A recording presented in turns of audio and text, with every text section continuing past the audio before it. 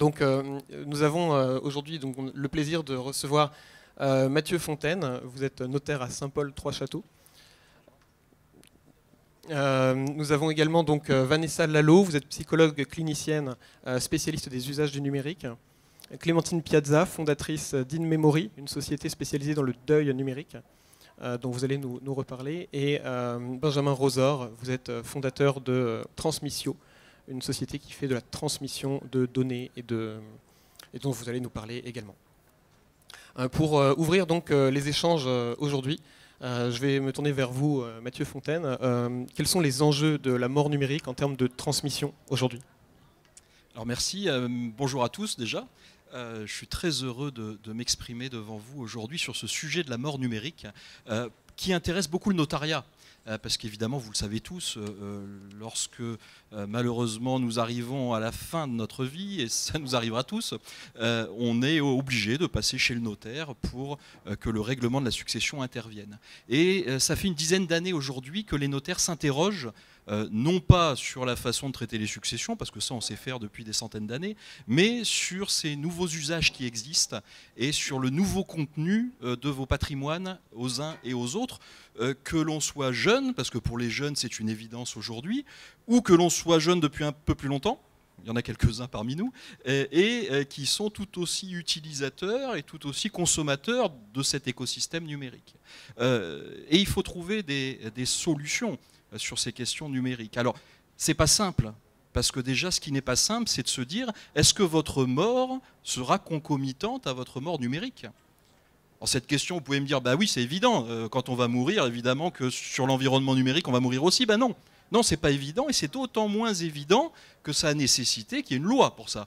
Et la concomitance entre la mort physique et la mort numérique, elle n'existe que depuis le 8 octobre 2016. Avant le 8 octobre 2016, cette concomitance n'était pas évidente. D'ailleurs, cette concomitance n'existait pas dans l'ordre juridique.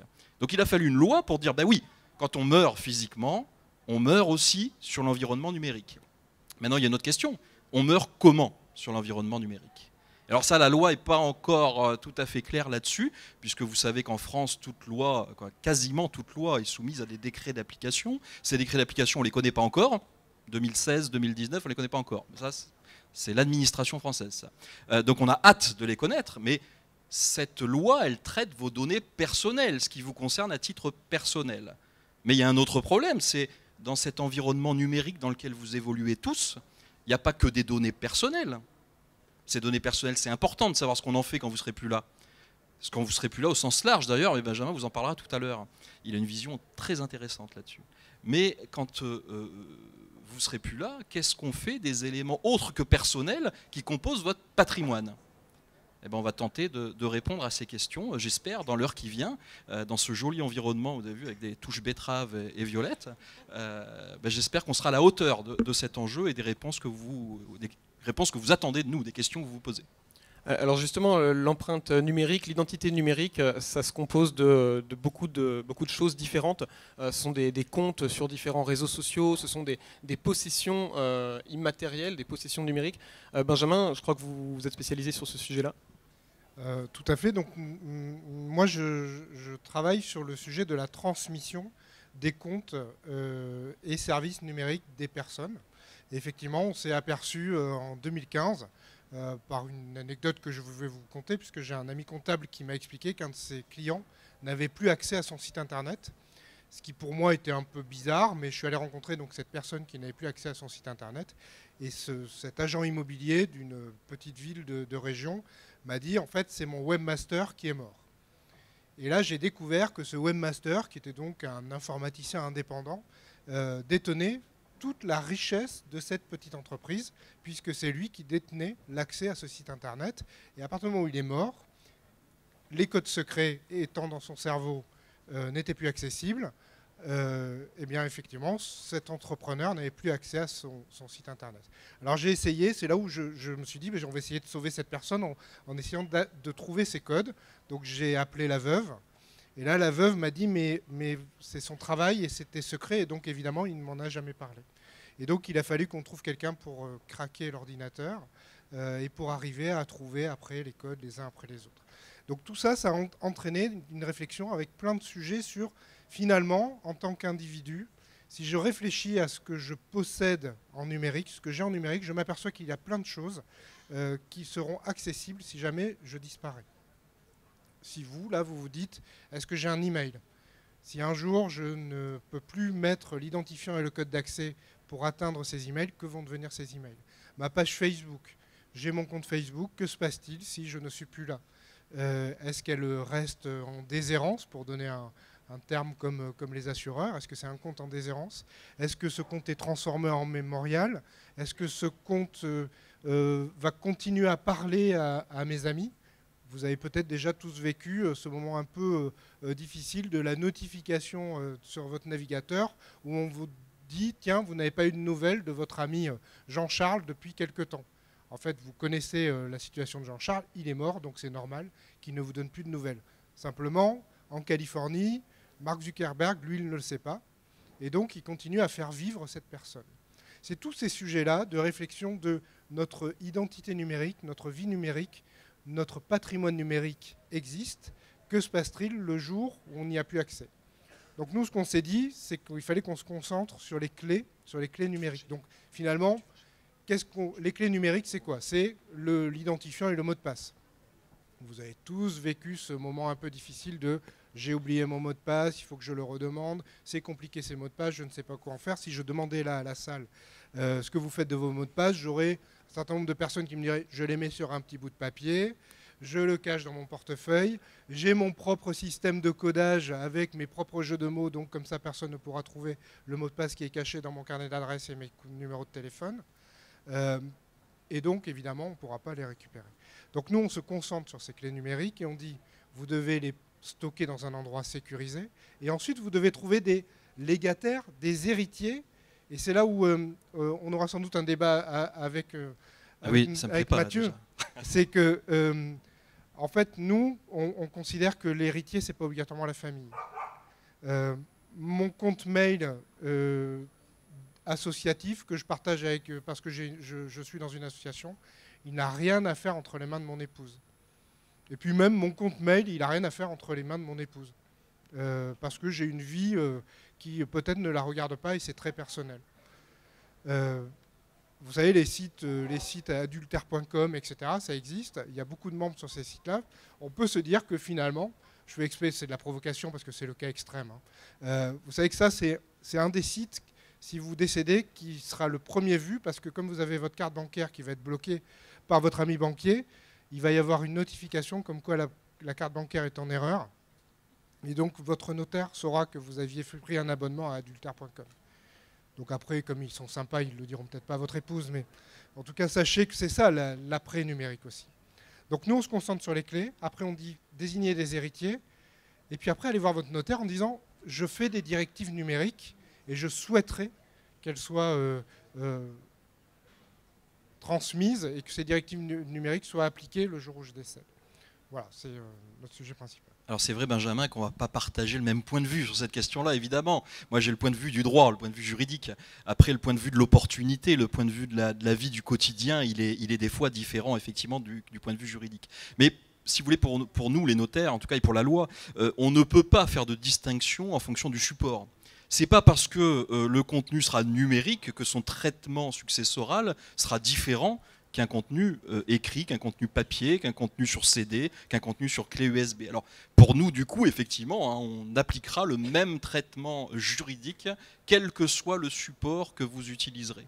Et c'est ce qui est d'autant plus important et c'est ce qui est aussi d'autant plus précieux dans la solution que vous propose Benjamin, là, c'est de dire, je vous l'ai dit tout à l'heure, la loi Le Maire, elle a traité de la concomitance entre la mort physique et la mort numérique, elle a prévu que vous puissiez chacun d'entre vous laisser des directives pour votre décès, des directives générales sur tous vos comptes et sur toutes vos données personnelles, je veux que tout soit supprimé, très bien, ou des directives particulières, je veux que sur Facebook, mon contenu soit supprimé, en revanche je veux que sur Instagram, mon contenu soit conservé ou soit transmis, vous pouvez le faire à titre individuel ou à titre général, particulier ou général. Sauf que on n'a pas la clé pour faire ça. Donc puisqu'on n'a pas la clé pour faire ça, il faut bien qu'on ait des solutions parce que c'est fondamental. C'est d'autant plus fondamental qu'on a deux visions qui s'opposent dans le monde. On a la vision américaine, on a la vision européenne. Et la vision européenne est une vision très protectrice de vos droits. Protectrice parce que c'est l'histoire qui l'impose, l'histoire de l'Europe. Et à la sortie de la guerre, quand les premières interrogations dans l'ordonnance de 1945 sont intervenues sur la protection des données, parce que quand on parle de protection des données, on a toujours à l'idée que c'est notre ordinateur, mais pas du tout. La loi informatique et liberté, comme le règlement général de protection des données de 2016, il traite du papier aussi, de la donnée écrite. C'est pas que la donnée dans votre ordinateur. Et quand l'ordonnance de 45 a traité de cette donnée écrite, eh ben, on était au sortir de la guerre, on était dans cette période trouble dans laquelle on avait fait des statistiques sur certaines catégories de population.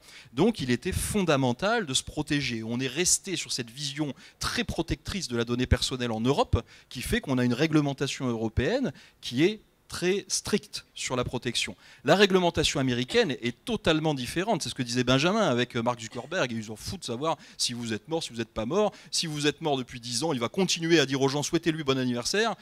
C'est un non-sens. On a d'ailleurs une jurisprudence qui est très révélatrice de la Cour de Californie. C'était en 2014. Une jeune fille de 25 ans décède dans un accident de voiture. Sa page Facebook, qui a une valeur aux États-Unis, sa page Facebook a été vendue par Facebook à Coca-Cola. Coca-Cola a récupéré une photo de cette jeune fille où elle était en train de faire une posture acrobatique en tenant le soleil en train de se coucher. Là, vous savez comme on fait tous. On prend tous plaisir à faire ces trucs-là. Et Coca-Cola en a fait une campagne en Californie. Donc les parents qui avaient perdu leur fille un mois avant ont retrouvé leur fille en 4x3 sur toute la Californie.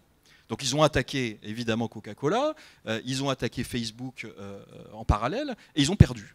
Ils ont perdu, ben non, la donnée aux États-Unis appartient à l'hébergeur. Et un point c'est tout. Votre fille est morte, ben c'est dommage. Voilà. Alors justement, à ce niveau-là, donc Mark Zuckerberg, pour rappel, c'est le PDG de Facebook. On en parle comme si c'était un copain. Oui, c'est pas un copain. Donc oui, c'est vrai que les plateformes finalement qu'on utilise, on utilise des dizaines, parfois peut-être des centaines d'outils différents. On ne sait pas exactement ce qu'on laisse. Parfois on laisse beaucoup de choses volontairement, des articles de blog, des statuts, des vidéos, etc. sur les différents réseaux que nous utilisons. Et il y a aussi beaucoup de données qu'on ne connaît pas, qui sont récupérées à notre insu. Et les plateformes n'ont pas la même politique les unes et les autres de l'utilisation des données des personnes disparues. Et donc, à ce titre-là, quelles sont les différentes politiques en vigueur chez les différentes plateformes? On sait que Facebook, par exemple, a créé des pages mémorielles. Ça nous emmène sur la question des usages aussi doucement. Je ne sais pas si Vanessa ou Clémentine, vous voulez intervenir là-dessus. Aujourd'hui, effectivement, les grands réseaux comme Instagram et Facebook, il y a un vide incroyable. Ça n'a pas été organisé. Alors, on peut envoyer un certificat de décès à Mountain View, mais c'est très long. Et entre-temps, il y a des drames qui se passent parce qu'il y a des notifications d'anniversaire qui apparaissent alors que le décès vient d'avoir lieu. Moi, je suis assez sidérée d'un point de vue éthique que les dirigeants ne s'occupent pas de ces questions parce que je pense que c'est très douloureux. LinkedIn, c'est absolument pas organisé. Je peux, moi, fermer le compte professionnel d'une personne et on ne va pas vraiment chercher qui je suis. Donc c'est très étonnant. Donc il y a deux politiques, il y a ceux qui s'en fichent, et puis après il y a le bon sens, de se dire quel droit je donne, si une personne décide de supprimer, est-ce que c'est vraiment supprimé? Et finalement, ensuite c'est l'intention des dirigeants qui définit les politiques dans un cadre légal, et heureusement en Europe il y a des protections beaucoup plus fortes qui existent. Et du coup, dans le cas où les plateformes permettent donc des pages mémorielles, donc les pages Facebook par exemple, on peut transformer sa propre page Facebook ou plutôt celle d'un proche en page mémorielle après son décès pour que les gens continuent de venir s'y recueillir ou en tout cas faire communauté sur ces pages. Facebook en fait n'a aucun intérêt à fermer ces pages ou à les léguer à quelqu'un d'autre. C'est pas la politique de la plateforme. Non, et c'est là, excuse-moi Clémentine, c'est là où je trouve que ce que disait Benjamin tout à l'heure est très intéressant. C'est que oui, effectivement, de son vivant, on peut prendre des décisions avec des petits usages qui sont créés par les plateformes. Il faut toujours se dire que si les usages sont créés, c'est qu'ils ont peut-être un intérêt derrière à ce qu'ils soient créés. Après, je pense qu'il faut quand même se dire, je me laisse la liberté d'inscrire tous ces éléments-là, d'inscrire toutes ces données à un endroit pour permettre à mes héritiers légaux ou désignés, pour permettre à mes héritiers d'agir autrement. Parce qu'on ne sait pas, ça c'est le cas de ma jeune fille en Californie. Imaginons que Facebook utilise une page mémorielle pour faire de la communication dans un environnement qu'on ne connaît pas encore aujourd'hui, mais qui serait développé demain. Et que vous dites, bah non, moi je ne suis pas d'accord, les photos de papa ou l'environnement de papa, on ne l'utilise pas à des fins mercantiles. Je ne suis pas d'accord avec ça. Ben, le problème c'est que si de votre vivant vous avez accepté ces choses-là, quel sera le poids de la volonté des héritiers ou des légataires? Ben, on ne sait pas aujourd'hui. C'est pour ça que je pense que bien que les plateformes s'organisent, alors je serais un peu plus mesuré que Clémentine, moi j'ai envie de dire, effectivement c'est un peu choquant de voir la façon des fois dont c'est fait, mais au moins ils s'en occupent. Parce qu'ils auraient pu dire, il n'y a pas de décret d'application à la loi Le Maire de 2016, on fait rien, on s'en fout. Bon, ils ont quand même, pour la plupart d'entre elles, ces plateformes, ils ont quand même décidé de prendre cette question en main et de proposer quelque chose qui, de mon point de vue et de notre point de vue partagé, je suppose, n'est pas satisfaisant. Et c'est pour ça que je pense qu'il faut aller chercher ailleurs des usages que vous maîtrisez, vous, complètement, et que vos héritiers maîtriseront aussi. Je voulais juste rajouter un tout petit point par rapport à tout ça. Alors moi, je ne suis pas du tout dans le droit, je suis psychologue. Mais un petit détail technique qui peut vous servir à tous, c'est par exemple sur Facebook, sur Gmail ou vos comptes mail, vous pouvez désigner une personne de confiance et qui permet finalement d'avoir des options de récupération de compte au cas où on se fasse pirater notre compte, qu'on perde nos mots de passe, ce qui peut arriver voilà, et en cas de mort également. Et du coup, ça peut permettre à des personnes de récupérer notre mot de passe sur leur propre boîte mail et de contourner éventuellement les solutions dont on vient de parler, les solutions légales, mais en tout cas de nous sortir d'un mauvais pas, ne serait-ce que temporairement, parce que là on parle de la mort, mais en fait quand on y est confronté, on n'a peut-être pas forcément envie en premier lieu d'aller demander à Gmail les comptes de la personne décédée, c'est peut-être pas notre principale préoccupation non plus. Et moi j'ai rencontré récemment une personne qui m'a raconté que le compte Facebook de quelqu'un a été immédiatement saisi par des plateformes commerciales qui ont compris, on ne sait pas comment, que la personne était décédée. Personne n'avait à ce moment-là encore en main les codes de la personne. Et comme le compte était accessible de manière publique et extérieure, il y a des sociétés commerciales qui ont commencé à publier des annonces liées aux pompes funèbres, etc. Tout un tas de choses très morbides qui ont mis en difficulté énormément l'entourage parce que personne ne pouvait rien en faire. Et effectivement, on peut solliciter Facebook pour leur dire voilà, la personne est décédée, donc je veux transformer le compte en profil commémoratif. Sauf qu'il faut d'abord montrer qu'on est bien la bonne personne qui est de l'entourage, qu'on est bien le désigné, la personne désignée ayant droit dessus, avoir l'avis de décès. Ça prend un certain nombre de temps avant que ce soit vérifié. Et pendant ce temps-là, qu'est-ce qui se passe? Et est-ce que c'est vraiment notre principale préoccupation quand quelqu'un vient de décéder? Et pour ça, on n'est pas protégé. Pour le coup, on peut se faire envahir de publicité, de tout un tas de choses qui sont vraiment horrible et qu'on n'a pas forcément envie de vivre à ce moment-là. Donc ça peut être bien effectivement d'anticiper ou d'en discuter au moins avec nos proches ou en famille ou d'avoir quelqu'un désigné de confiance pour temporairement en tout cas pouvoir trouver des solutions avant des choses plus légales ou autres. Et alors ce vide juridique, je rebondis ce qui vient de vous être dit, pour vous donner deux exemples aussi, pour que vous matérialisiez ce vide juridique. J'ai deux exemples concrets. Le premier, moi j'ai eu un chef d'entreprise d'une entreprise internationale qui est décédé. On avait un gros problème, c'est que ses identifiants de son compte au Luxembourg, c'était pas frauduleux, hein, mais il avait un compte au Luxembourg, il avait une entreprise en Thaïlande et une entreprise en France et un compte au Luxembourg.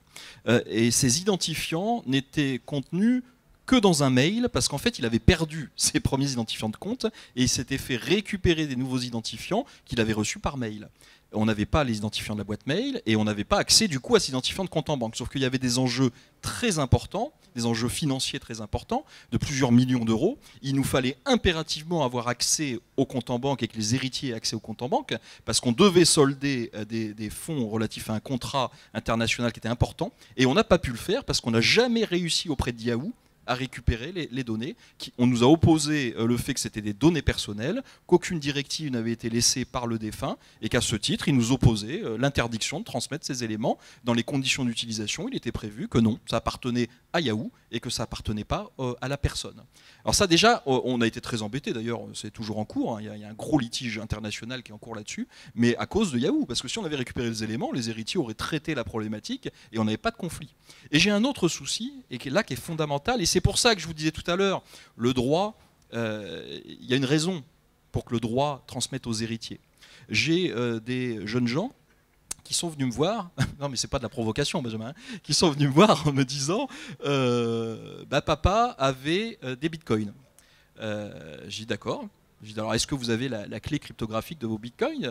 Alors là, je leur parlais chinois, non mais il a des bitcoins, vraiment, il en a, mais en plus plein. Alors, les bitcoins, c'est une monnaie virtuelle qui a été créée, qui a une valeur, qui est sur un marché, alors, qui est beaucoup utilisée dans le dark web. Donc, c'est pas quelque chose que vous allez utiliser à la boulangerie, en tout cas pas encore, parce que certaines plateformes acceptent aujourd'hui les bitcoins, même dans le commerce traditionnel. Mais aujourd'hui, c'est une monnaie virtuelle qui est plutôt utilisée en parallèle de vos habitudes de vie et de consommation. Et sauf que le Bitcoin, à l'époque où le problème se posait, sa valorisation, en tout cas la supposée valorisation, parce que c'est compliqué de valoriser les Bitcoins, était autour des 17 000 $. Le Bitcoin. Et ce monsieur, il les avait achetés à une époque où ça valait, de souvenir, 12 ou 13 centimes de dollars. Donc il en avait acheté pour une fortune, 12 centimes, il en avait acheté pour 150 $, je vais dire euros, non, dollars, mais 150 $ de choses qui valent 12 centimes quand ça en vaut 17 000, voilà, vous imaginez bien que les enfants ils voulaient leur compte de Bitcoin en disant on ira acheter des armes sur le dark web, ou je ne sais pas quoi d'ailleurs, mais en tout cas ils voulaient matérialiser ce compte de Bitcoin et récupérer ces éléments. Sauf qu'ils n'avaient pas la clé cryptographique et les éléments en fait d'identification à ce compte, ils avaient une quasi-certitude qu'ils avaient été confiés à un tiers.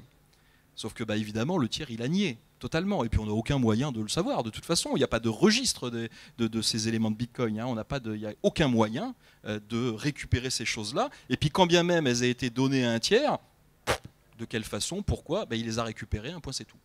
Alors que cet actif qui a une vraie valeur, aujourd'hui, cet actif, il appartenait à la succession, il appartenait aux héritiers. Les héritiers, ils en ont été dépossédés sans aucun recours. Ils sont d'ailleurs allés au tribunal, ça a été même jusqu'au TGI de Paris. Non, le juge a dit, non, je suis désolé. Vous avez la clé cryptographique, vous êtes donc titulaire du compte de Bitcoin. Vous n'avez pas la clé cryptographique, vous n'êtes pas titulaire du compte de Bitcoin. Un point, c'est tout. Benjamin? Oui, alors pour le cas précis de Bitcoin, souvent le compte est anonyme en plus. Donc en fait, on n'est pas du tout sûr que c'était la bonne personne. Alors, juste sur la loi, pour avoir travaillé avec le cabinet d'Axel Lemaire au moment de la loi, où on avait effectivement notamment les sénateurs républicains et les notaires qui voulaient absolument que ça soit avec dans le même cadre qu'une succession patrimoniale traditionnelle avec les héritiers au bout. En fait, moi je viens de Bordeaux, donc on a un de nos héros qui s'appelle Montesquieu et qui parle de l'esprit de la loi. Et donc l'esprit de la loi, effectivement, d'Axel Lemaire, c'est de dire, soyez responsable de votre vivant, c'est ça en fait, c'est soyez responsable. Donc vous soyez conscient que vous avez un patrimoine, si vous êtes chef d'entreprise, que vous avez un capital ou un actif numérique, prévoyez avant, et à défaut, ce sera remis aux héritiers. Les sénateurs républicains, en fait, avaient une obsession pendant tout le débat, qui était en public, qu'on pouvait suivre. Ils avaient une obsession, c'était le cas du suicide de l'adolescent. Ils étaient complètement bloqués par ça. C'est-à-dire qu'ils disaient, il faut absolument, en cas de suicide d'adolescent, que les parents puissent comprendre en allant sur le compte Facebook, les pages Snapchat, les machins, les trucs de l'adolescent. Alors j'ai la psychologue qui va bondir, j'espère. Mais en l'occurrence, l'idée c'était, est-ce que, clairement, les parents doivent aller chercher dans le carnet intime d'un enfant qui s'est suicidé? Voilà. Et donc c'était ça, le seul truc de dire il faut que ça revienne aux héritiers, ce n'était pas le cas de l'enfant qui veut récupérer les bitcoins du papa, c'était le cas du parent qui veut comprendre pourquoi l'enfant a mis fin à ses jours. C'était ça. Et effectivement, nous, on a dit, mais peut-être que l'adolescent n'avait pas du tout envie que ses parents voient ces raisons-là, on n'en sait rien. Oui, moi, ils auraient mieux fait de parler avec l'enfant avant. Oui, voilà. Tout à fait. Donc en fait, c'était ça. Donc l'esprit de la loi, c'est bien de se responsabiliser de son vivant. Donc on doit bien faire, c'est ce qu'on avait fait dans l'atelier hier, c'est-à-dire qu'on liste en fait ce que l'on a. Et on a plein de choses. C'est-à-dire que vous allez vous rendre compte que vous avez, un jour vous avez loué une chambre sur Airbnb, vous avez fait un peu de blablacar parce que vous aviez des déplacements, vous avez des petits sous, alors j'appelle ça les petits sous, parce qu'on se dit toujours ça n'a pas de valeur. Alors d'abord, ça peut avoir une valeur patrimoniale, les photos de vacances et quelque chose comme ça, mais en fait ça peut aussi avoir une vraie valeur pécuniaire quand on commence à avoir un petit peu de sous. Je ne parle même pas des bitcoins, mais au moins un petit peu de sous sur un compte, etc. Prenez les cas de PayPal, parce que nous on a étudié tous les services. Qu'est-ce qui se passe? On est allé dans les conditions générales d'utilisation et on est allé voir en cas de décès qu'est-ce qui se passe. Donc il y a plusieurs situations. Vous avez la situation des gens comme la plupart des plateformes américaines qui disent « Vous voulez transmettre les codes et identifiants à quelqu'un de votre vivant, c'est à vos risques et périls, on s'en moque. Ce n'est pas notre problème. Le compte, il sera accessible à une autre personne après, c'est votre problème. » Et puis il y a ceux qui disent « Non, ça nous on ne veut pas. » Donc Facebook par exemple disent « Nous, on ne veut pas que vous transmettiez vos codes et identifiants à un tiers. » Pour les raisons qu'on a données. C'est-à-dire que c'est de la donnée, justement, que c'est vendu, et que si moi, je cède mes identifiants de ma page Facebook de cinquantenaire à ma fille de 17 ans, si elle se met à poster sur ma page, effectivement, l'algorithme de marketing de Facebook va avoir un bug. C'est-à-dire qu'on ne va pas s'intéresser aux mêmes choses, normalement. Et puis après, vous avez le cas de Apple, qui est un cas extrêmement intéressant, sur iTunes. iTunes, c'est le service de musique, d'achat de musique d'Apple. Mais en fait, ce n'est pas de l'achat. C'est de la location de droits d'écoute. Donc vous avez un compte comme ça, vous utilisez, vous achetez votre musique, 1 euro, etc. Vous achetez, je sais pas, votre titre de police, hop, vous achetez 1 euro, et puis vous décédez. Vos héritiers disent « Ah ben moi, mon papa ou ma maman a acheté ce titre de police, je veux en bénéficier, finalement ça fait partie de mon héritage. » Et là Apple dit « Non, non, c'était loué. Donc si le locataire n'est plus là, bah, les droits ils repartent. » Ça, c'est hyper intéressant parce qu'on a la situation dans la vraie vie. J'achète un vinyle de police, je vais le transmettre à mes héritiers. On peut arriver à dire que ça fait partie de l'héritage. Je prends les mêmes 12 titres sur mon téléphone portable via le service iTunes. En fait, ça ne m'appartient pas et ce n'est pas un patrimoine. Et là, la plateforme vend 2 fois le titre. Donc, évidemment, elle loue 2 fois. Oui, tout à fait. En fait, ce qu'on voit de vos échanges, c'est que ce soit autant la loi que les politiques des plateformes, qui en plus sont souvent des plateformes qui ne sont pas du tout situées en France, donc qui n'obéissent pas forcément aux lois françaises ou européennes, toutes ces façons de faire sont en réaction et sont pas vraiment, ont été pensées dans l'immédiateté, surtout pour les plateformes, ont été pensées pour être utilisées à un instant T et finalement inventent après coup la manière de les utiliser post-mortem pour les personnes qui restent. Mais finalement, les utilisateurs n'ont pas attendu les politiques des plateformes pour créer des usages. Et là, peut-être Vanessa et Clémentine, je me tourne vers vous. Les usages aujourd'hui, on commence à les prendre en main, on commence à les comprendre et à organiser par exemple des discussions comme aujourd'hui. Et donc à les créer des nouveaux usages autour des mondes virtuels, des jeux vidéo et puis de tout ce qu'on appelle le cyberespace en général. Oui, tout à fait. Je vais vous expliquer rapidement qu'est-ce que le service in-memory. Donc, j'ai créé in-memory pour répondre à 2 besoins quand une famille fait face à un décès. Le premier besoin, c'est un besoin du côté des familles de transmettre rapidement les informations sur les obsèques à toutes les personnes concernées. C'est toujours assez angoissant parce que oublier quelqu'un serait dramatique et c'est pas simple parce que on n'habite plus là où l'on est né. Donc il y a une distance géographique qui facilite pas cette communication. Donc le premier besoin, quand j'ai organisé les obsèques avec une société de pompes funèbres, c'est il faut que je transmette cette information à toutes les personnes concernées. Le deuxième besoin, c'est un besoin du côté des proches qui souhaitent se manifester. C'est évidemment un élan très naturel de solidarité entre nous, mais on ne sait pas toujours comment s'y prendre. Parfois, on a envie d'écrire à tous les membres de la famille, mais on n'a pas leur contact. Ou alors, un collaborateur a perdu un parent. Évidemment, on est affecté. On n'ose pas l'appeler parce qu'on n'a pas envie que le travail l'embête. Et du coup, on n'a pas l'information, par exemple, de l'adresse de la cérémonie pour faire livrer des fleurs. Donc, ce qui est assez étonnant, c'est qu'il y a des multiples services pour faciliter la communication au grand moment de la vie. Mais au moment de la perte d'un proche, il y a un vide. Et finalement, communiquer ensemble, se rassembler et rendre hommage, ce n'est pas facilité. Donc on a voulu répondre à ces 2 besoins. C'est un service qui est numérique. En fait, on met à la disposition des familles un espace qui est privé, qui est dédié à la personne disparue, qui sert à la fois de faire-part numérique et qui sert à toutes les personnes qui reçoivent le lien sécurisé de l'espace de lieu de mémoire. Donc chacun peut s'exprimer, écrire un souvenir, raconter un message, partager des photos. Donc en fait, le numérique est simplement un moyen particulièrement pertinent quand le temps est très court, parce que du coup, ça circule par SMS et par email, donc ça circule très rapidement. Et du coup, finalement, à la fin, c'est une question d'intention et de valeur. Le numérique, ça peut se faire bien. Donc nous, ce qu'on a fait, c'est qu'on est allé sur le terrain, dans des agences de pompes funèbres pour présenter le service, pour écouter les familles.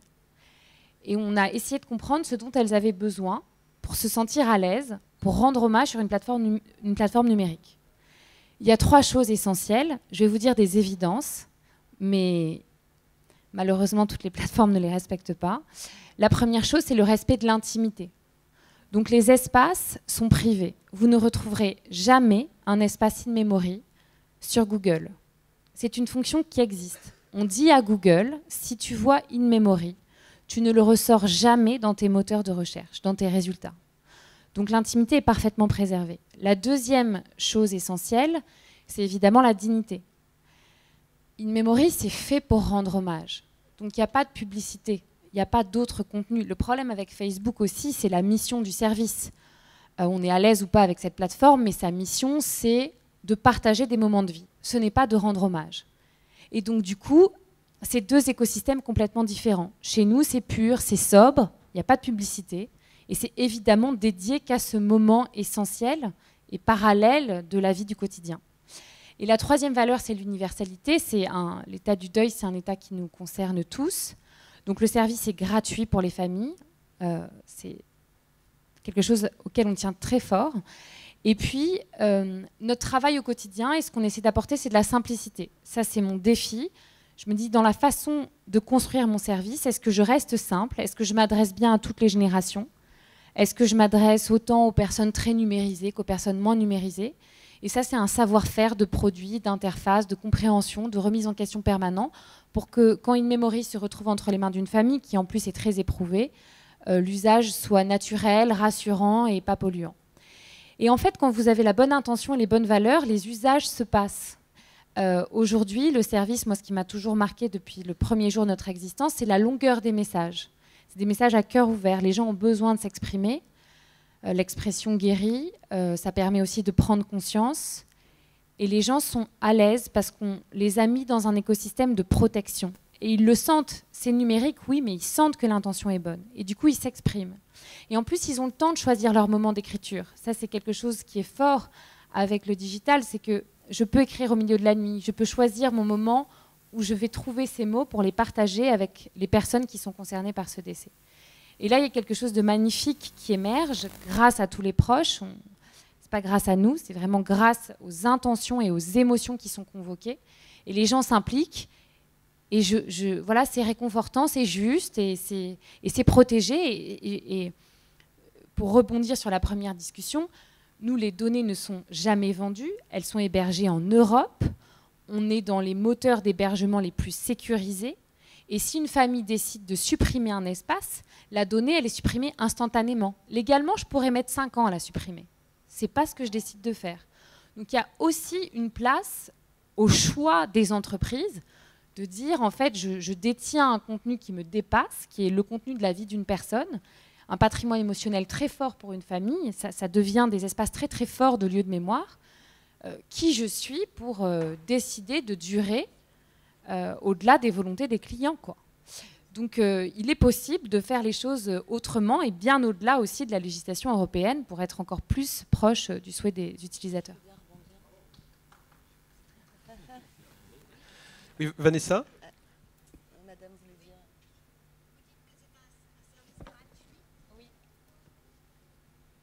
Vous dites que c'est un service gratuit, mais qui paye? Alors aujourd'hui, sur le service, il y a l'ensemble des actes d'hommage qui sont possibles. D'accord ? Donc vous pouvez d'abord consulter les informations sur les obsèques. Ensuite, vous pouvez laisser des messages de condoléances, des souvenirs et des photos. Et il est aussi possible, par exemple, de commander le livre de tous les messages qui ont été laissés. Donc je sors le contenu du numérique. Pour moi, c'est très important ça aussi. Et je peux accéder à un objet de mémoire dans la maison. C'est très important, je crois, aussi dans le processus du deuil. Donc, on achète ce livre si on le souhaite. Et si jamais il est acheté, alors on perçoit une commission sur la vente du livre. Et ensuite, il y a la possibilité, si les familles le souhaitent, d'embellir la cérémonie avec des fleurs, où elles peuvent donner des indications sur les fleurs qu'elles souhaitent. Et si la famille met ça en place, alors on perçoit des commissions. On a une deuxième source de revenus. On est distribué aujourd'hui par les professionnels de la fin de la vie, comme les assurances obsèques, les maisons de retraite, les sociétés de pompes funèbres et les soins palliatifs, qui nous payent une redevance parce qu'ils considèrent que c'est un service utile, qui du coup donnent de la valeur à leurs contrats, à leurs produits, et c'est une deuxième source de revenus. Et on a très bien travaillé avec ces acteurs qui sont aussi présents aujourd'hui. Un petit mot, les pompes funèbres publiques et le pôle funéraire public a une vraie mission de service public. C'est des gens qui sont très attachés à cette universalité, à bien faire les choses. Il faut le dire aussi, il y a des choses qui existent aujourd'hui qui sont super, et nous, on a voulu faire avec les acteurs actuels, qui sont ceux du terrain, ceux de l'accompagnement des familles, et qui font les choses très bien. Vanessa, vous souhaitiez réagir ? Oui, je voulais juste rajouter un petit mot concernant l'ancrage en fait, du recueillement, que ce soit à travers des plateformes, enfin toutes les plateformes dont on a pu parler jusqu'à maintenant. Ce qui est important avec le numérique aussi, c'est qu'on n'est plus contraint par l'espace-temps comme au cimetière où à un moment ça ferme. Il y a une ouverture, il y a un horaire d'ouverture, un horaire de fin. On doit potentiellement trouver comment géographiquement se déplacer, etc. Et du coup, on se retrouve avec la possibilité de pouvoir se recueillir 24 heures sur 24, 7 jours sur 7, comme on le souhaite, à sa guise. Alors, de manière plus ou moins compulsive, là, on peut voir des deuils pathologiques, et là, c'est la psychologue qui parle, parce que justement, avec la non-possibilité de fermer finalement cet espace, ça peut créer aussi des choses un peu plus compulsives ou plus pathologiques, donc qui posent aussi question de l'autre côté. Mais je trouve ça incroyable aussi d'avoir cette possibilité d'aller se recueillir comme on le souhaite, sans être pris dans des problématiques de mobilité, alors que ce soit parce qu'on habite loin les uns des autres. Aujourd'hui, les familles n'habitent plus toutes à proximité, que ce soit parce qu'on est peut-être en mobilité réduite et qu'aller prendre le bus pour aller faire 500 km, c'est compliqué, voilà, ou qu'on n'a pas forcément les moyens financiers d'aller se payer un train, des bus toute la journée. Et je trouve que ça, c'est formidable de recréer des ancrages, des espaces-temps qui ne sont pas diffus un peu n'importe où, mais qui sont voilà, concentrés à un endroit où on a le droit d'aller se recueillir, de recréer des hôtels quelque part sur lesquels aller se recueillir. Je trouve ça important, avec les précautions voilà, que je viens de citer aussi, de faire attention à peut-être pas forcément rendre ces usages-là complètement compulsifs et que le deuil en devienne aussi pathologique. Après, à chacun de faire attention à ne pas tomber non plus dans l'écueil inverse. Mais je trouve ça important, cet ancrage. Là, vraiment, j'insiste sur cette notion, d'autant plus qu'aujourd'hui, on enterre de moins en moins les personnes pour des raisons de religion qui s'amoindrit et pour des raisons de place dans les cimetières aussi, tout simplement. Donc, à force, finalement, d'aller incinérer les personnes et de plus avoir d'ancrage dans les cimetières, qu'est-ce qui se passe? Si, par exemple, on n'est pas en contact avec le grand-oncle, qu'on est en désaccord familial parce qu'il y a un problème d'héritage ou simplement on ne se parlait pas pendant la vie, voilà, hein, que tu connais bien. Qu'est-ce qui se passe? On ne pourra jamais aller se recueillir parce que les cendres sont sur la cheminée d'un tel et qu'en fait, nous, on sera dépossédés de notre droit d'aller se recueillir quelque part. Donc je trouve ça bien aussi de remettre un peu la balle au centre, peu importe avec quel service on le fait, mais de pouvoir avoir cette possibilité peut-être un peu plus neutre, entre guillemets. Et quand je dis neutre, après, attention aux plateformes qui ne sont pas neutres. Et du coup, ce que tu présentes est vraiment génial d'un point de vue éthique, puisque les autres plateformes ne sont pas forcément éthiques. Donc il faut faire attention à la neutralité, soi-disant neutre, du web et des plateformes qui en fait ne sont pas neutres. Et c'est la grande phrase d'Internet, quand un service est gratuit, c'est que nous sommes le produit. Là, ce n'est pas le cas parce qu'il y a un autre financement. Mais attention à bien avoir en tête aussi que les produits, c'est nous en général, et que c'est nos données personnelles derrière qui génèrent de l'argent, et que du coup, ce n'est pas toujours pour notre bien-être à nous, hein, qu'on nous propose des services commémoratifs et compagnie gratuits à la Facebook, voilà. Juste rebondir sur ce que tu disais à l'instant, sur le conflit successoral. Aujourd'hui, je vois au sein de mon étude, on règle à peu près 200 successions par an, on a 80% des successions qui sont conflictuelles. 80%. Parce qu'à partir du moment où il y a du patrimoine et une question à se poser sur la transmission de ce patrimoine, c'est vrai que les personnalités émergent, les volontés diffèrent, et puis on a quelque chose qui est un peu curieux à faire, nous les notaires, mais qui est obligatoire, hein. C'est que quand on règle une succession, que ce soit au premier décès ou au deuxième décès du couple, quel que soit le moment, on a l'obligation de faire une photographie du patrimoine au jour du décès et de l'envoyer à tous les héritiers. Et là, des fois où au moment du décès, on vient nous voir, les corps sont à peine refroidis, et on nous dit oh, mais non, mais nous on laisse tout à maman, quoi, maman, parce que c'est les bonhommes qui partent le premier, hein, on le sait. On laisse tout à maman, on veut rien du tout. Bah, quand on envoie cette photographie du patrimoine, en général, Ah bah ouais, on se dit ah bah tiens, il y avait quand même un peu d'argent. Je savais pas, il y avait un appartement à Palavas, il y avait un machin. Là. Ah bah ouais, mais moi ma voiture elle commence un peu il va peut-être falloir que je la change. Bah ouais, maman a la possibilité de me laisser 20 000 € quand même. Et là, on arrive à ces situations de conflit qui sont plus maîtrisées. Alors ça, c'était pour rebondir sur cet aspect parce que c'est important du coup de se poser les questions suffisamment tôt, d'échanger avec les enfants sur le moment de son départ, de parler aussi de son patrimoine, même si des fois c'est pas toujours facile, mais il faut en parler aussi en famille pour éviter ces situations de conflit. Parce que souvent c'est l'ignorance des héritiers qui amène à des choses un peu compliquées. J'ai eu le cas, pour vous donner une autre anecdote, j'en ai plein des anecdotes, hein. J'ai eu le cas de 2 enfants qui donnaient à leur maman, qui était veuve, qui donnaient à leur maman tous les mois 600 € chacun, parce que la maman avait aucun moyen. D'ailleurs, quand on la voyait, voilà, on voyait que c'était quelqu'un qui était dans le besoin, qui vivait en souffrance d'ailleurs, qui était dans un état physique compliqué, hein, et les enfants qui avaient des situations compliquées aussi, lui donnaient quand même de quoi vivre dignement. Et le jour où la maman est décédée, alors moi je le savais, mais moi j'ai rien le droit de dire, hein, le jour où la maman est décédée, les enfants ont découvert qu'elle avait plus d'1 million d'euros sur ses comptes. Voilà. Et donc eux qui depuis 20 ans quasiment vivaient difficilement, avaient eux-mêmes des enfants, mais ils l'ont très mal vécu en réalité.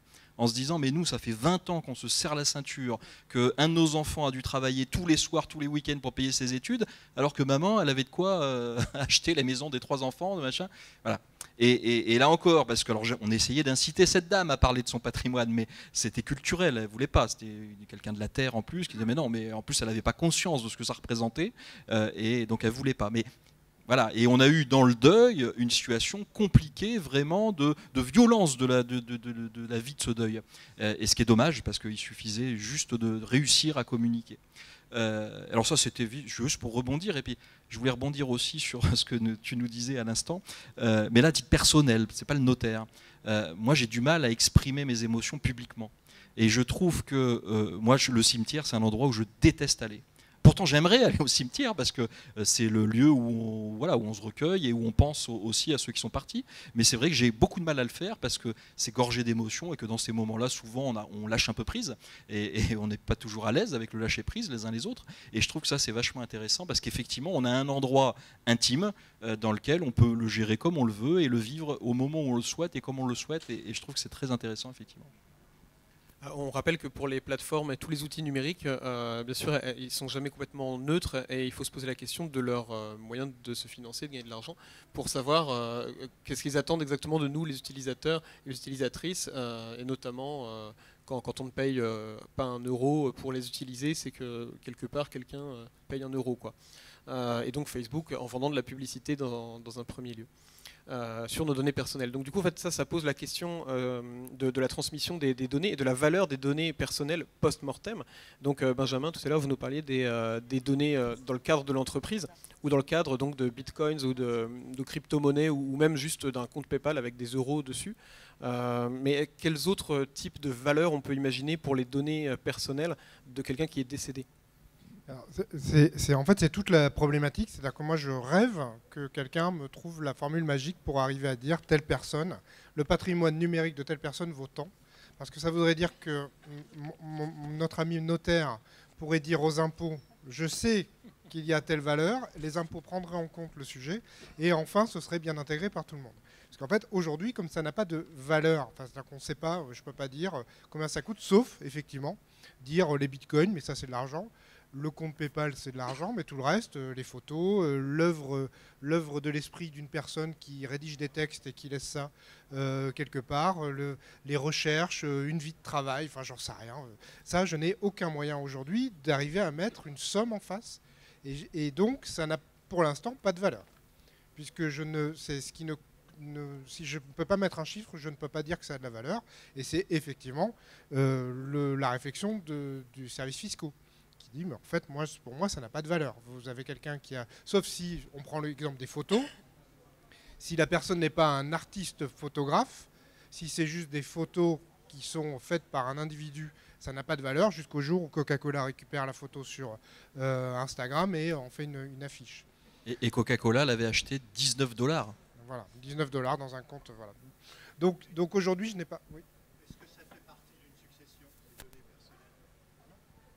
Alors, fait partie les des successions. données personnelles, non. Mais c'est là où il faut définir ce qu'est la donnée personnelle et ce qu'est le patrimoine numérique. Parce qu'il y a deux choses distinctes. Il y a ce qu'est la donnée personnelle, et la donnée personnelle dans la loi informatique et liberté de 1978, laquelle définition est reprise par le Règlement général de protection des données dans ses considérants d'ailleurs, on nous dit que c'est tout élément qui permet l'identification d'une personne. Tout élément, numérique ou non, tout élément qui permet l'identification d'une personne. La donnée personnelle, qui répond à cette définition, elle, n'est pas transmissible et ne doit pas être transmissible. Il n'y a aucun critère d'appropriation de ces données. Alors elle ne doit pas l'être, pourquoi je vous dis ça c'est en contradiction avec ce que dit Benjamin du coup, mais c'est pas du tout. En fait, c'est qu'elle ne doit pas l'être au sens juridique. C'est-à-dire qu'elle ne peut pas être vendue. Elle est en dehors du marché. Par contre, elle ne peut pas être vendue, mais elle peut être transmise. Et il faut, dans certains cas, qu'elle soit transmise si on isole les éléments. Et la question est tout autre de se dire, mais le patrimoine numérique, lui, en revanche. Alors en droit, on a une grande théorie de deux grands juristes qui sont M. Aubry et M. Rowe, qui nous imposent en droit français l'unicité du patrimoine. Notre patrimoine est un et unique. On ne peut pas dissocier des éléments dans son patrimoine. Donc quand je vous parle de patrimoine numérique, c'est pour qu'on se comprenne, c'est tout. Mais les éléments numériques de votre patrimoine dépendent de votre patrimoine. Et tout élément qui peut être quantifiable, valorisable, et c'est là où Benjamin a raison, il y a cette ambiguïté sur la notion de valorisable. Comment valorise-t-on un élément de votre patrimoine numérique ? Là, on est embêté. Alors les impôts, évidemment, ils sont précurseurs sur tout ça, hein, vous imaginez pourquoi.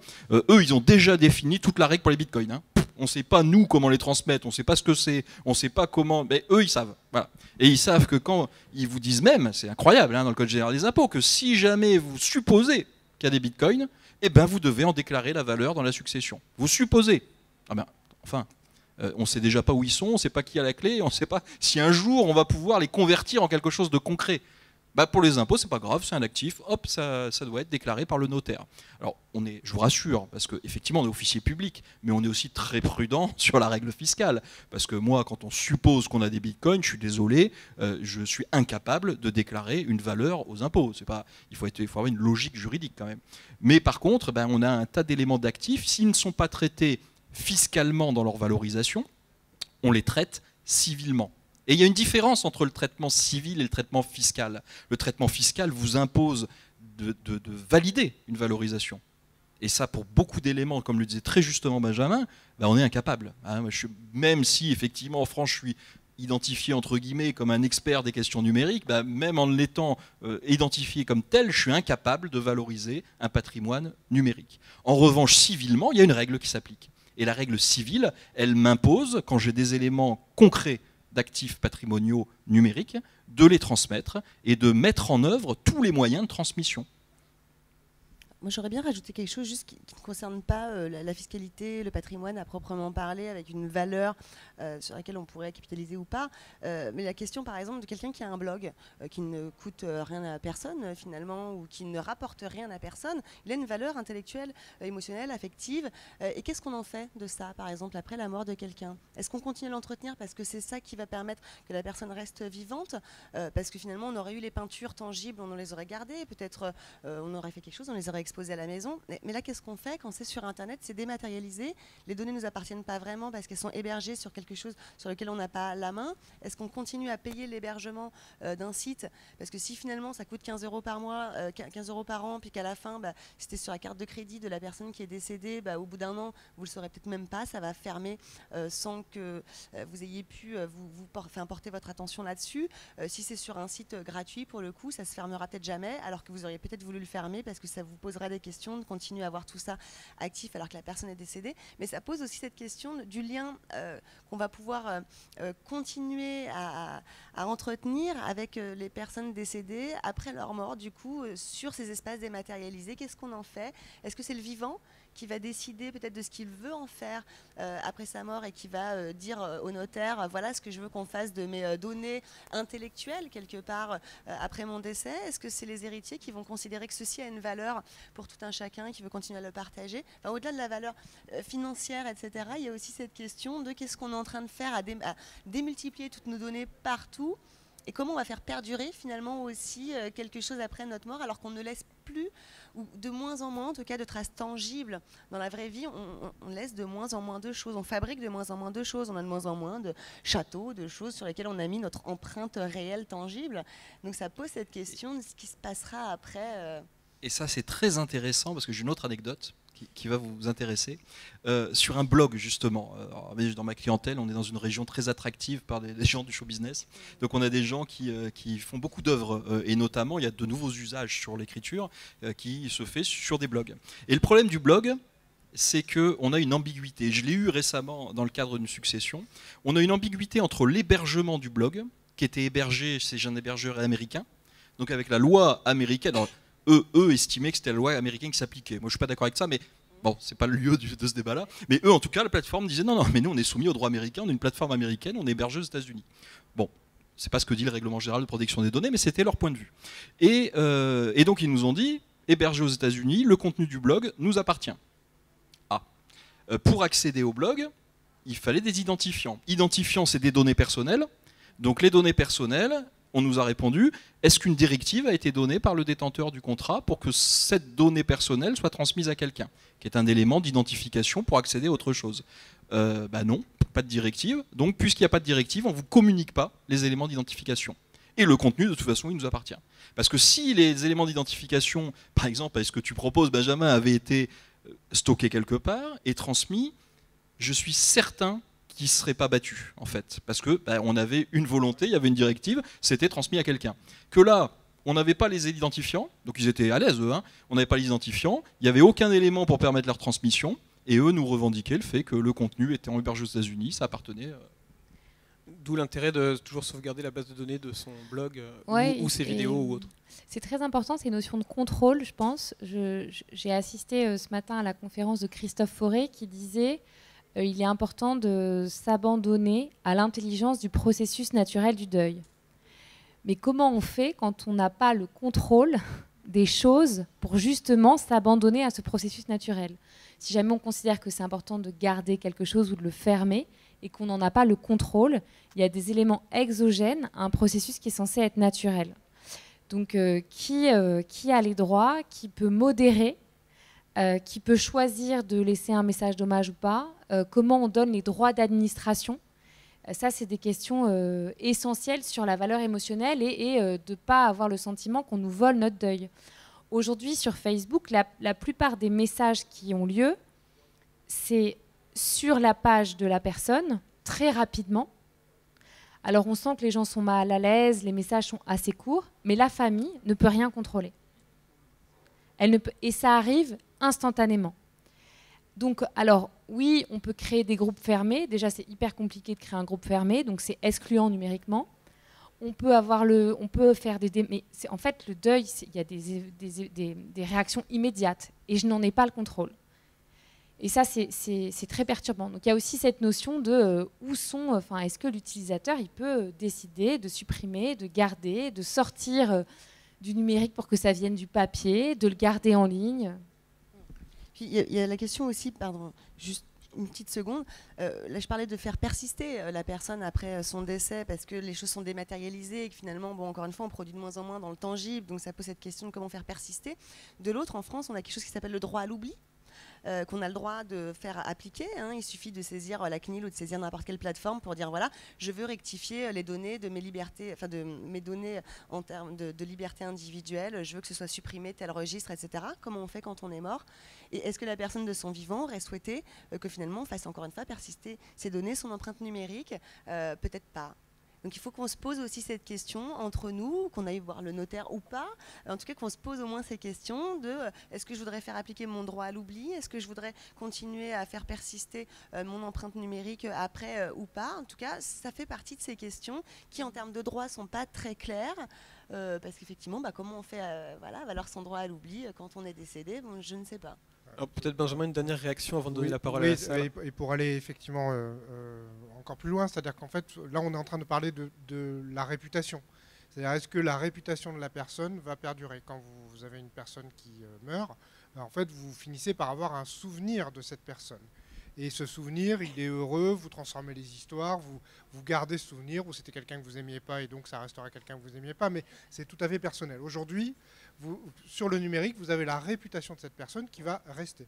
Le droit à l'oubli, quand tu dis juste il suffit d'eux, pour travailler pas mal sur ce sujet-là, je peux vous dire que pour faire retirer une indexation d'un article de journal dans Google, c'est par le droit à l'oubli. Il faut juste vous accrocher parce que c'est évidemment c'est une police, enfin c'est pas bien que je dise ça, c'est Google en tant qu'entreprise privée qui décide si oui ou non ça rentre bien dans le cadre du droit à l'oubli. Alors moi je dis toujours que c'est une sorte de police administrative qui rappelle des souvenirs, mais en l'occurrence si par exemple vous aviez un article sur votre... Si un jour il y a un article là sur ce que je suis en train de faire ici, j'y suis en tant que professionnel, si je veux, parce que je change de sujet et que je ne veux plus que cet article apparaisse quand on tape mon nom dans Google, Google va répondre, vous étiez dans le cadre professionnel et donc ça ne fait pas partie du droit à l'oubli, selon eux. Même chose pour si vous faites de la politique. Si vous êtes un jour, vous avez été conseiller municipal, il se trouve que j'ai le cas d'une amie qui est conseillère municipale et qui a eu un problème privé et qui s'est retrouvée dans le journal. En fait, quand elle a demandé à ce que cet article soit désindexé 7 ans plus tard, parce que ses enfants, quand elles tapaient leur nom, ses filles tapaient leur nom dans Google, voyaient réapparaître cet article, Google a dit non, vous étiez là en tant que vous étiez conseillère municipale, donc c'est une information qui est bonne pour les électeurs. Donc le droit à l'oubli de son vivant, c'est compliqué.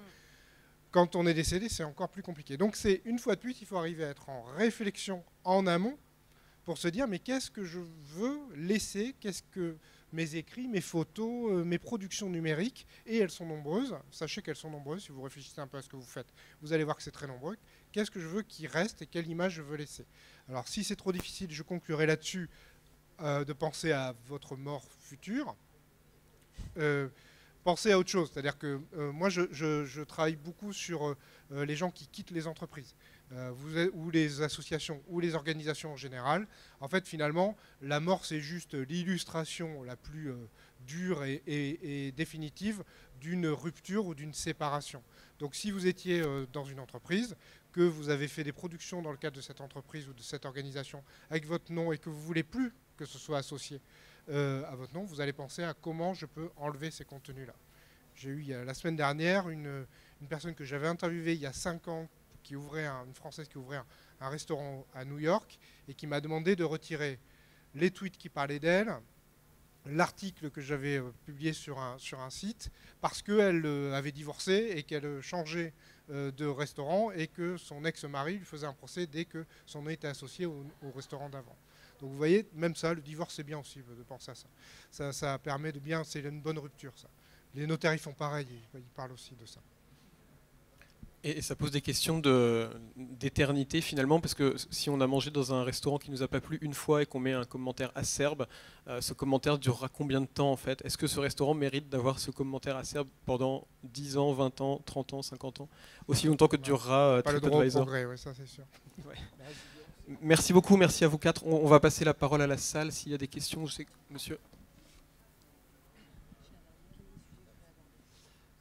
Oui, donc j'avais une question. Au niveau médical, il y a donc les directives anticipées qui peuvent être mises en œuvre.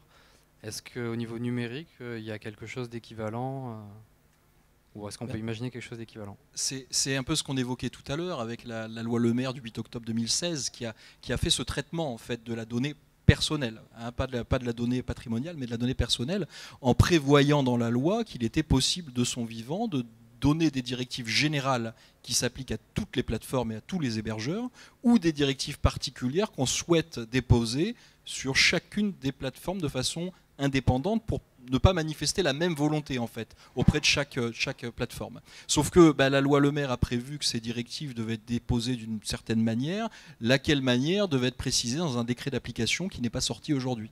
Donc du coup on est un peu sans solution. C'est pour ça qu'on le disait, on l'évoquait tout à l'heure, les plateformes ont commencé à créer des solutions, pas de manière uniforme, pas de manière satisfaisante pour les unes ou les autres, et que on est un petit peu dans un vide là qu'il faut combler. C'est intéressant parce que vous voyez, si on prend le cas de Vincent Lambert, qui a donc été le cas qui a déclenché cette histoire de plateforme pour les directives anticipées, en fait, Vincent Lambert, peut-être que la famille n'a pas du tout envie que ça reste numériquement la personne qui a eu des articles et qui sont là et qui resteront toujours là. Mais en fait, pour l'instant, il n'y a pas de plateforme qui permette de mettre quelque part toutes ces directives et qui serait légale qui ferait que le notaire aurait plus qu'à appuyer sur le bouton pour que les directives soient en tout cas envoyées au service. Donc là aujourd'hui, si je veux prendre les devants, est-ce que je peux le rédiger sur papier? Ouais, il faut le faire aujourd'hui de toute façon par un testament. Nous, c'est toujours ce qu'on préconise. Si vous avez une volonté ferme pour le cas de décès, ça peut être intéressant, le faire dans le cadre d'un testament. Moi, ça m'arrive de temps en temps d'en discuter avec des clients et d'évoquer ces questions-là, parce qu'il y a derrière des enjeux personnels ou professionnels, et du coup on l'évoque dans le cadre d'un testament. On peut aussi utiliser d'autres outils pour ça, hein, et le prévoir, on l'a évoqué tout à l'heure avec Benjamin, dans des mandats de protection future et autres, qui sont des solutions non pas pour la mort cette fois-ci, mais pour les cas d'incapacité. En se disant, si jamais j'avais un problème de capacité dans l'avenir, je peux désigner une personne de mon vivant qui prendra soin de moi, pour simplifier, et traiter de cette question numérique aussi, en disant, oui, et dans mon environnement numérique, dans mes différents comptes ouverts sur différentes plateformes, je veux lui permettre notamment, alors peut-être de les clôturer, ou peut-être de les mettre en stand-by, ou de délivrer un message sur Facebook en expliquant que suite à une maladie, j'ai plus la capacité. Voilà, on peut le prévoir, ça peut être intéressant aussi. Et ça a une valeur juridique donc de le faire maintenant Ah oui, ça a une valeur juridique sans aucun doute. Sans aucun doute. Merci. J'aurais bien rajouté quelque chose sur le droit à l'image aussi, qu'on a le droit de consentir lors de notre vivant ou pas. Je vois par exemple, là, on a des pierres tombales avec un petit QR code qu'on peut scanner, qui peut nous envoyer sur un lien quelconque, qui peuvent nous montrer des vidéos, des photos du défunt, mais qui mettent ça sur place publique. Il y a un notaire juste à côté, c'est un signe peut-être. Hein. Le fait d'avoir ces informations qui tombent dans le domaine public, de la même manière que sur un compte Facebook qui devient commémoratif ou qui laisse en accès libre finalement tout un chacun aller se recueillir, est-ce qu'avant tout le monde était au courant du moment où la personne était décédée? Est-ce qu'avant on avait autant de personnes qui étaient au courant de tout ce qui se passe? Aujourd'hui on voit bien que sur un compte Facebook tout le monde est au courant à quel moment c'est l'anniversaire de la personne, et du coup on va avoir 300 inconnus qui vont opposer, enfin inconnus entre guillemets, de personnes qui sont pas très proches, qui vont venir vous souhaiter votre anniversaire, et au moment des décès, c'est la même chose. Ça remonte dans le fil d'actualité, tout le monde est au courant, comme tout le monde a pas liké, mais bon, a une réaction sur le post, tout le monde va être au courant, et ça pose cette question aussi de l'intimité des personnes, de l'intimité du deuil. Avant, on prenait un peu de temps, avant que les choses arrivent un peu plus sur place publique. Aujourd'hui, finalement, on n'a plus besoin de cette temporalité-là. Tout le monde peut venir vous envahir de condoléances, ce qu'on n'est peut-être pas forcément prêt à supporter non plus. Et encore une fois, pour revenir sur la question du droit à l'image, peut-être qu'il faudra qu'on se pose la question aussi, est-ce que la personne décédée aurait souhaité que son album soit public avec un QR code, que ses vidéos, ses photos de jeunesse, sa vie intime, peut-être que c'est pas comme ça qu'elle se serait représentée elle-même. Est-ce qu'on peut en parler aussi les uns avec les autres? Là, on n'est pas vraiment dans la loi, parce qu'en termes de loi, finalement, il n'y a rien qui soit vraiment très clair par rapport à ça, mais le respect des personnes aussi. Sur le moment, ça nous fait du bien, on se dit super, on montre ça à tout un chacun.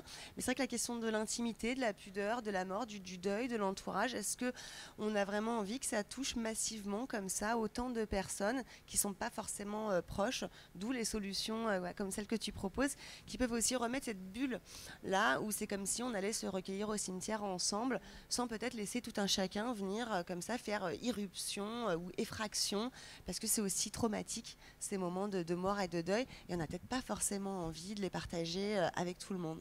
Je crois qu'il y a une question là-bas, je crois. Oui, bonjour, Jean-Pierre Sioni. Dans le cadre de mon travail, je m'occupe de stratégie de plateforme, économie de plateforme, enfin en tout cas je m'y intéresse. Je vais vous poser, Maître Fontaine, une question plutôt à titre privé, parce que moi-même j'ai plein de comptes sur plein de plateformes différentes, avec des biens matériels, immatériels, enfin voilà, un peu de tout comme vous l'avez un peu expliqué. Je vais essayer de synthétiser en fait mon questionnement par rapport, on a des plateformes qui sont internationales, très souvent, qui font leurs propres règles. On voit qu'on n'a pas de décret d'application déjà en France, mais je ne pense pas qu'il y en ait déjà dans d'autres pays non plus. Donc est-ce qu'il ne faudrait pas finalement passer à une échelle supérieure, parce qu'on voit qu'on se pose tous plein de questions à peu près les mêmes, et je ne suis pas sûr que pour l'instant, au niveau d'un État par exemple, ou par exemple vous l'avez cité, règlement général de protection des données, en fait ne traite pas ce sujet non plus. Est-ce qu'il ne faudrait pas une nouvelle version de ce RGPD pour inclure finalement la transmission d'un patrimoine, et que ça facilite et ça réponde à un certain nombre de questions que tout le monde se pose finalement? Alors oui, l'article 17 du règlement général de protection des données nous dit que les questions de transmission de patrimoine sont laissées à la disposition des États membres. C'est dommage. Ils auraient pu aller au bout de la démarche. En fait, c'est un peu ça ma question, c'est de dire, est-ce qu'il vous pensez qu'il faut aller plus loin et avoir une version 2 en fait? Alors ça a été une vraie réflexion juridique auprès du Conseil supérieur du notariat, c'était de se dire, on a un règlement, le règlement général de protection des données, qui traite de la donnée personnelle. Depuis tout à l'heure, c'est ce qu'on explique, tous ces éléments d'identification et tout cet environnement relatif à la donnée personnelle. D'ailleurs, il est très important de noter que l'Europe a décidé d'agir avec des règlements sur ces questions-là. Parce que l'Europe peut agir de deux manières, soit par des directives européennes, et la directive impose à chaque État membre de l'Union européenne d'appliquer, de créer une loi conforme à la directive, et que chaque pays crée une loi qui tienne compte des spécificités du pays. Et on a le règlement. Et le règlement, lui, il est d'application immédiate et uniforme sur le territoire de l'Union européenne. Sur toutes les questions relatives à la donnée personnelle et aux usages numériques, l'Europe a pris la décision, comme vous semblez vouloir le suggérer, de dire, ben non, on crée une règle européenne qui s'applique à tous de la même façon. Parce que l'environnement numérique, il n'a pas de frontières. Et c'est pour ça qu'il est effectivement à regretter qu'on soit en opposition avec une vision notamment américaine qui s'impose dans tous les pays de la common law, donc ce sont les États-Unis, l'Angleterre, l'Australie, la Nouvelle-Zélande. Et dans tous ces pays-là, on a cette vision très libérale de la donnée. Et ce sont des pays avec lesquels on a une quasi-impossibilité de trouver un terrain d'entente juridique. Parce que la vision est différente. Et la vision est différente en étant liée notamment à notre histoire et à notre vision de l'économie. Et je suis d'accord avec vous, je pense que sur ces questions numériques, seule une réglementation internationale pourrait être efficace. Parce que les cas que je vous exposais tout à l'heure dans mes petits exemples, ben c'était ça. C'était de se dire, on a aujourd'hui les problèmes qu'on rencontre quand on traite de ces sujets. Dans une grande majeure partie des cas, ce sont des problèmes liés à cet élément d'extranéité, donc cet élément international qui fait qu'on est en confrontation avec une vision américaine. Et dès qu'on est en confrontation avec cette vision américaine, ben, on n'a pas de solution en réalité. Et les solutions ne sont pas satisfaisantes. Je vois qu'il y a un autre monsieur qui a une question. Je vais juste compléter. Il faut bien que tout le monde soit bien conscient que quand vous postez un contenu, vous mettez un contenu, quel qu'il soit, sur un site américain ou en tout cas ou californien, parce que c'est souvent ça, ce ne sont plus des données personnelles puisque vous les cédez à la plateforme. Donc en fait, ce sont des données qui appartiennent à la plateforme. Et donc on ne peut plus parler vous pourrez prendre n'importe quel règlement, ce ne sera pas des données personnelles, et les seules données personnelles qui vont consentir à reconnaître, c'est votre âge, et donc les choses qui touchent proprement à la personne. Mais tout ce qui va être produit par vous ne seront pas des données personnelles, c'est des données qui appartiennent à la plateforme, donc le sujet n'existe plus. Et même les identifiants et mots de passe, moi je considère que c'est pas c'est moyennement des données personnelles. On pourrait penser que c'est des œuvres de l'esprit, mais il faudrait prouver que vous avez fait un haïku quand vous avez créé votre mot de passe, par exemple. Bonjour, je m'appelle Toufik, merci beaucoup pour les échanges. Moi j'ai un énorme problème avec la question, il y a le mot personnel qui revient tout le temps. Je travaille sur la question du numérique et je considère qu'on nous impose aujourd'hui une société numérique pour laquelle on n'a pas débattu. Et là on parle de données personnelles, mais en fait ce qui fait le propre de ces données dont on vous parlait, c'est que ces données n'ont aucune valeur individuellement. C'est-à-dire que moi, mon nom, mon prénom, si je vis tout seul sur une île, par exemple, ça n'a aucune valeur. Ce que je poste, si j'étais tout seul sur Facebook, ça n'aurait aucune valeur. Ça a de la valeur parce qu'on vit en société. Et donc, ce qui me gêne beaucoup, quand je dis ce qui me gêne beaucoup, c'est pas tant dans ce que vous dites, c'est finalement l'esprit de ce que vous exprimez, c'est la question de la responsabilité individuelle. Aujourd'hui, ce que vous êtes en train d'exprimer, c'est qu'il y a une responsabilité individuelle énorme sur toutes les questions qui sont liées à la numérisation de notre société. En fait, moi, ma grand-mère, quand elle est décédée, elle avait déjà organisé tout ce qui allait se passer. C'était fait, voilà. Quand elle est décédée, 2 heures plus tard, il y a quelqu'un qui arrive, le lavage mortuaire, l'avion pour aller en Algérie pour rapatrier le corps, les billets d'avion pour tous les enfants, tout était fait. Et après la cérémonie de 60 jours plus tard, elle vivait dans l'esprit et dans le cœur des personnes. Mais là, ce qu'on est quand même en train d'exprimer, c'est qu'on fait reposer sur les individus une responsabilité énorme sur toute la gestion des données, de la vie après la mort, de la réputation. Et je pense qu'il nous manque un débat de société aujourd'hui sur la question de la responsabilité individuelle. C'est terrifiant. Je suis complètement d'accord, Toufik. En fait, on est en train de traiter aujourd'hui de questions qui nous sont imposées. Et pourquoi aujourd'hui on doit en débattre? Parce qu'on n'a pas le choix. Et on n'a pas le choix, on nous met devant un fait accompli avec des réglementations qui ne sont pas les nôtres, avec des interprétations des réglementations qui nous imposent de nous poser des questions qu'on aimerait bien ne pas se poser. Je suis complètement d'accord avec vous. Mais cet environnement est totalement vicié de mon point de vue. Alors là, c'est pas le notaire qui parle, là c'est Mathieu Fontaine qui parle. Il est vicié par l'aspect économique de cet environnement. Et pourquoi on est obligé de développer des stratagèmes juridiques et des stratagèmes d'interprétation juridique? C'est parce qu'en face de nous, on a des puissances économiques qui sont très fortes et qui utilisent cette notion de données et toutes les dérives des réglementations pour justement arriver à une fin économique. Et c'est l'économie qui nous impose dans ces situations notamment de deuil et de disparition numérique d'aller créer des usages, d'aller créer des concepts, d'aller imposer à nos juges aussi, qui ne sont pas toujours très sensibles à ces questions numériques, mais d'aller se positionner sur ces questions en analysant des réglementations qui nous échappent et qui nous échappent même des fois dans leur compréhension. Mais je partage votre point de vue. Moi, j'aurais bien aimé qu'on parle un peu plus des aspects philosophiques de tout ça, parce qu'on reste sur des notions qui sont très juridiques, financières. Bon, ce qui me pose un peu problème, parce que finalement, nous, en termes de liberté individuelle, nous avons aussi le choix de laisser des traces ou pas. Et ce que je trouve intéressant avec le numérique, c'est que tout est illimité et que ça nous rend immortels. Et que du coup, c'est aussi notre propre choix de devenir immortel dans cette espèce d'au-delà numérique, et que des gens puissent continuer à interagir avec nous sur des forums sur lesquels on aura posé des questions, etc. Et que finalement, on est tout un tas d'avatars de nous-mêmes qui continuent à persister après notre mort, mais par notre propre choix également. Au-delà de la notion de plateforme, de ce qu'on pourrait souhaiter en termes de droit à l'oubli, de fermeture des comptes, de choses très légales, il y a aussi tout ce qu'on est en train de faire. Nous sommes des êtres humains finis, nous avons tous très peur de la mort, nous sommes mortels, c'est comme ça. Et plus on avance dans Internet, et plus on s'immortalise. Et je trouve aussi que d'un point de vue philosophique, c'est extrêmement intéressant de voir ce qu'on est en train de faire avec ces notions de dématérialisation, d'infini de nous-mêmes, quelque part, qu'on continue à démultiplier, jusqu'à ce que les serveurs, quelque part, s'arrêtent, ou que les entreprises ferment, ou qu'il y a un crash de serveurs quelconque qui ferait que nos données seraient supprimées. Mais il y a aussi une volonté potentielle de l'humain d'être dans cette espèce de transhumanisme, de continuer à persister, de devenir immortel, que je trouve extrêmement intéressant, parce que ça rebat beaucoup les cartes, philosophiquement parlant, de ce qu'est l'humain.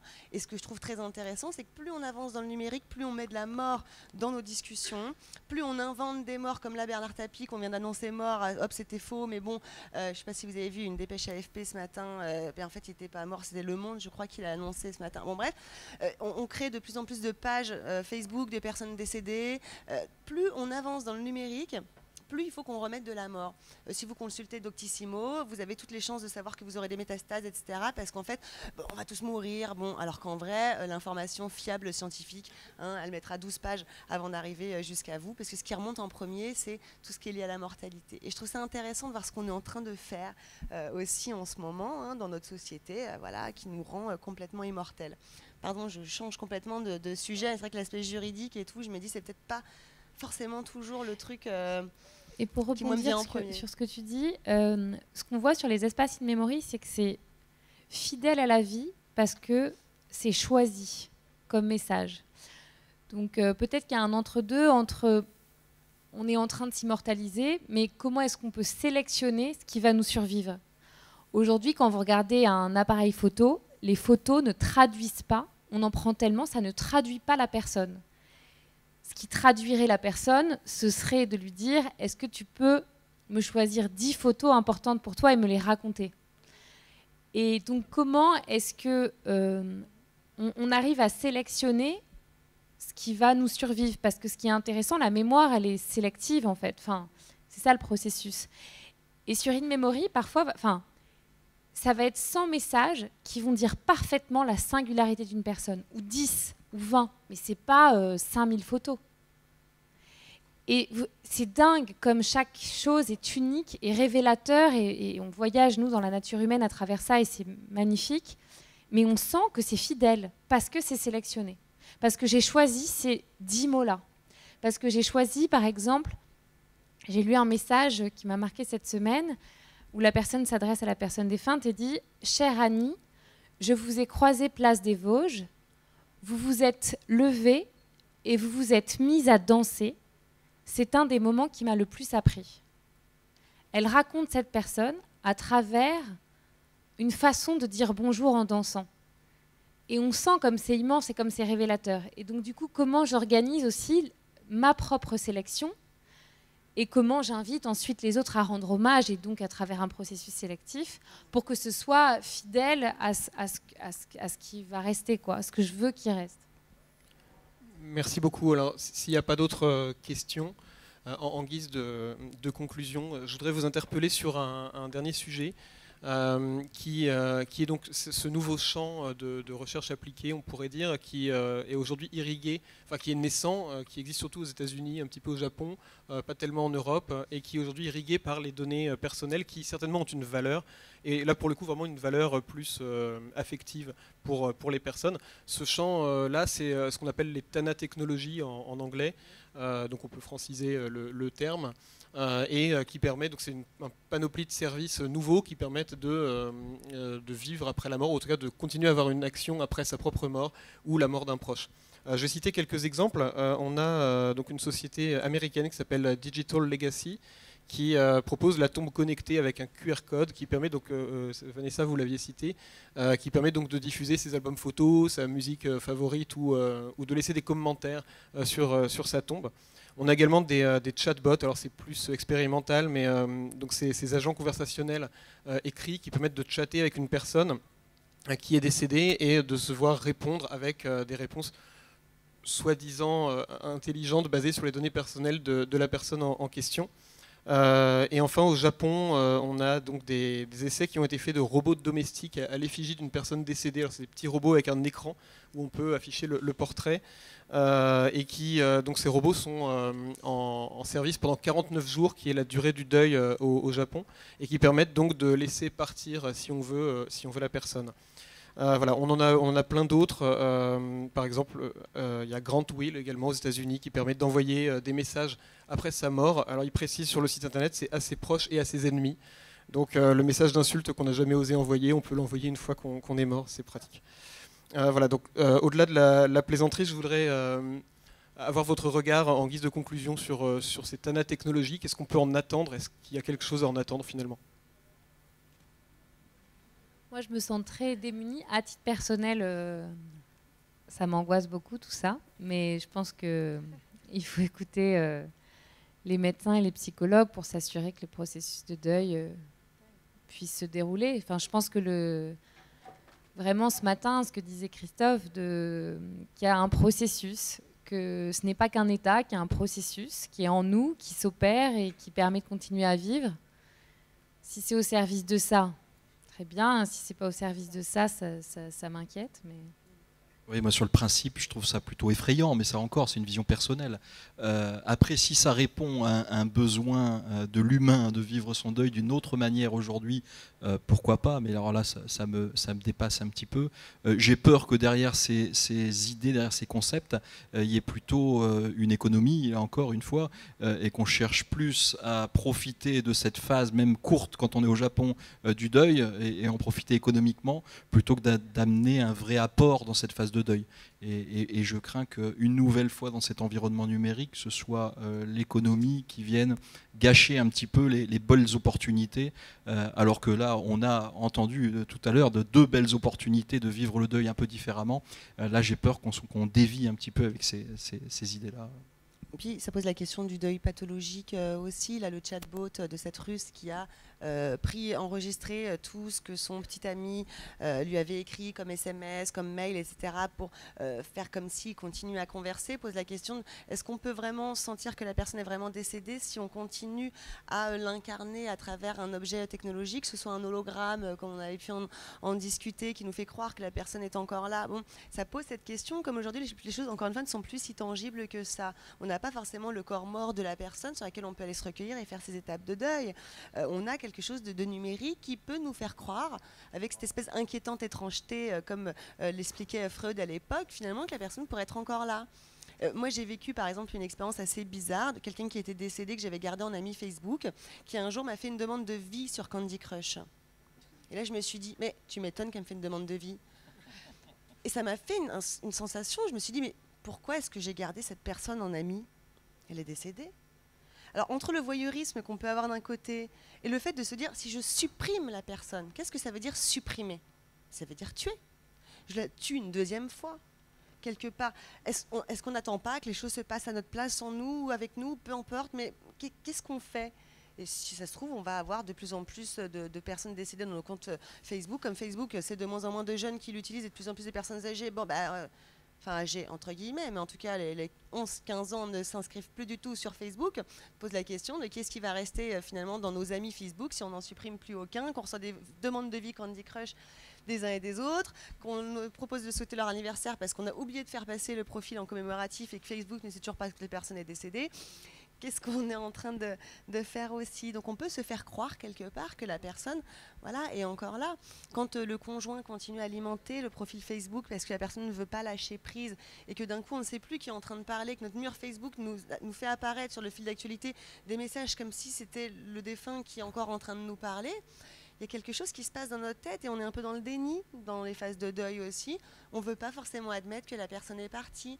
Et ça entretient aussi tout ça, le numérique. C'est pour ça que je parlais beaucoup d'immortalité et de ces notions. Peut-être qu'il va falloir qu'on soit un peu prudent dans ces deuils pathologiques potentiels. Qu'est-ce qu'on est en train d'en faire? Qu'est-ce qu'on veut vraiment en faire? Et c'est très subjectif, les étapes de deuil, mais il y a peut-être beaucoup de travail pour les psychologues avec le numérique et la mort. Et c'est pas ce qu'on appelle le complexe de l'aubergine en psychologie? De la betterave? La betterave, plutôt. C'est une petite blague entre nous. Une blague, il s'est trompé de blague. Moi, je suis tout à fait d'accord. C'est-à-dire qu'en fait, il faut vraiment se mettre à réfléchir à tous ces sujets-là. L'idée de la suppression d'une personne, en fait, pour les gens qui sont dans le numérique comme moi, qui ont commencé dans les années 80, fin des années 90, par exemple, on ne supprime jamais un compte. C'est quelque chose qu'on ne fait jamais. On ne ferme jamais un compte. Moi, j'ai toujours un vieux compte MySpace parce qu'un jour, j'ai gratté sur une guitare. Alors qu'en fait, le service n'existe plus. Mais je ne le fermerai pas parce que ça serait un peu me tuer moi-même. Donc, il y a tout un tas de réflexions comme ça à avoir. Sur les objets, les Japonais ont été très fans des Tamagotchi. On a été beaucoup moins fans. Hein. Nous, on a plus l'ami imaginaire. Ça va très bien déjà. Eux, ils ont besoin de technologie. Je crois qu'il faut... C'est toujours pareil, il faut arriver à contrôler. Alors c'est oui de la responsabilité individuelle, mais il faut maîtriser. Moi j'ai beaucoup aimé cet Irlandais qui, vous avez dû voir la vidéo, qui avait décidé de s'enregistrer parce qu'il savait qu'il allait mourir en faisant une blague et l'enregistreur était dans le cercueil et il s'est mis à parler du fond de la tombe avec les gens autour de lui. J'ai trouvé ça très sympa, mais c'était sa volonté. Donc c'est lui qui voulait, ça lui ressemblait, il voulait faire sa petite blagounette de fin. Très bien, on ne lui a pas imposé, ce n'est pas ses amis qui ont décidé de l'enregistrer en secret pour le faire. Donc tout ça revient toujours à est-ce que je peux essayer de réfléchir à ce que je suis en train de faire, qui je suis sur le numérique, quels sont mes usages du numérique. Alors pour la mort, mais aussi pour le vivant, ça va très bien aussi. Et puis le respect aussi des personnes, ça peut être important de se poser la question, de poser la question aux personnes autour de nous et de respecter potentiellement aussi la volonté des personnes décédées, parce que c'est peut-être un peu trop l'entourage qui décide parfois, et de notre vivant on a le droit de décider, mais si on se pose la question est-ce que la personne aurait été d'accord avec ce qu'on est en train de faire comme traitement de l'image, des données de la personne décédée, posons-nous quand même cette question en termes de respect, d'éthique et de l'intimité des personnes. Très bien, donc ce sera le mot de la fin. Merci à vous quatre et merci pour votre attention.